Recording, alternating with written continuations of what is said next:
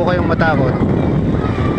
Don't panic mga kababayan, dahil normal sitwasyon lamang po yan sa bulkan. Lahat po ng bulkan kapag pumutok ay umuusok sila paminsan-minsan.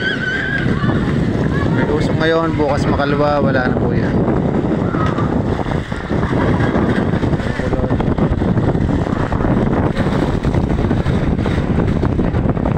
Pumutok ng Cuenca. Ito po ang tabing dagat ng Dalisay, Batangas. Yan po ang palengke. Ito ang Coast Guard. Sa Coast Guard po.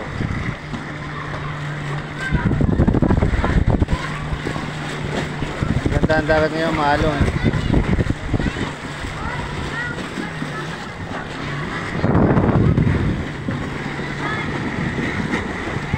Mga estudyante na naglalaro.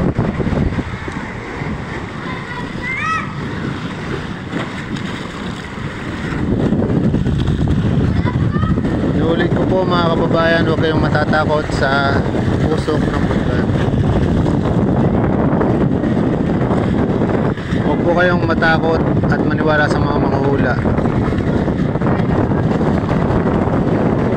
At salamat sa Diyos, iba na ang namumuno ngayon sa Bibulokis. At siya man, si Dakulkol ay hindi rin nananakot. Ibang iba siya kay Sulignom. Yan po ang kalangitan, maniwala. Lagi nyo pong tandaan na ang Diyos na buhay ang may hawak sa bulkan. Siya po ang may kapangyarihan dyan. Siya lamang po nakakaalam. Yan po ay sasabog po. Kaya huwag kayong maniwala sa mga balita, sa mga manghuhula.